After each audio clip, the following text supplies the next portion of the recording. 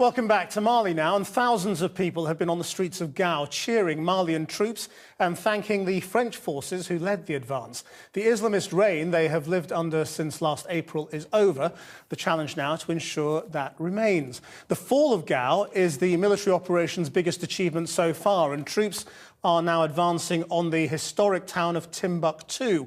Well, our international editor is in Gao, the first British journalist there, and has witnessed the jubilation and the casualties that some viewers may find upsetting. Lindsay, what did you see as you came into Gao?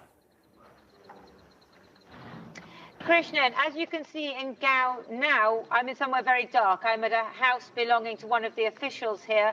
The electricity has only just come on. That's why we weren't able to be with you at the top of the programme. It's dark now. My goodness, it wasn't earlier. We witnessed the most extraordinary scenes as we came in with a military convoy and drove through the streets of Gao. And how much fighting took place just before this liberation, Lindsay?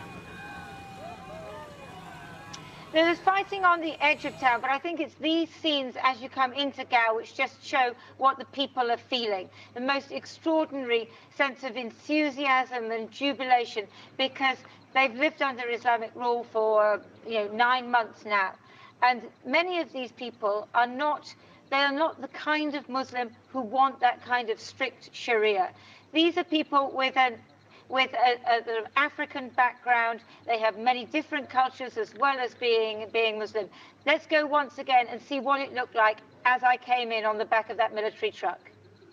What an extraordinary moment, coming into Gao with the Malian military. I can't remember when I've seen such excitement. These people shouting for Mali and for France, smoking, women on motorbikes, dancing, singing, all the things that they haven't been able to do for the last 9 months of jihadi rule. This is quite an extraordinary moment to be here, a level of excitement I can't really remember seeing. Well, Lindsay, can you tell us more about that Islamist rule and the liberation of that? And how strong were they in Gao? How many were there? Do you have any sense of that? Well, they were certainly strong here, and they held this town, and they managed to inflict things like Sharia punishments, cutting off the hands of suspected thieves, forcing the women to go round veiled. One of the things today was we saw on the sides of the streets so many women shouting and telling us how happy they were that they no longer had to wear veils. And then and men smoking, because they had been banned from smoking.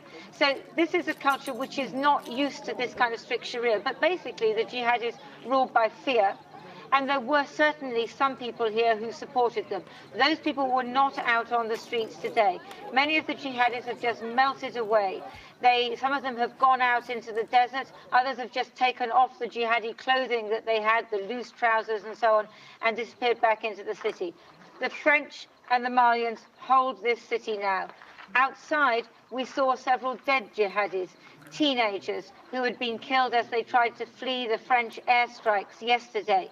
But whereas the French, there's no doubt that they've seized this city with the Malian army, they can hold it, but then the French will go, African troops will come in, the jihadis are likely to come back again. And that's going to be what's really difficult and the real challenge. But the people I met today on the streets are determined. They do not want the jihadis back in Gao, not at all. Is the war effectively over now, Lindsay?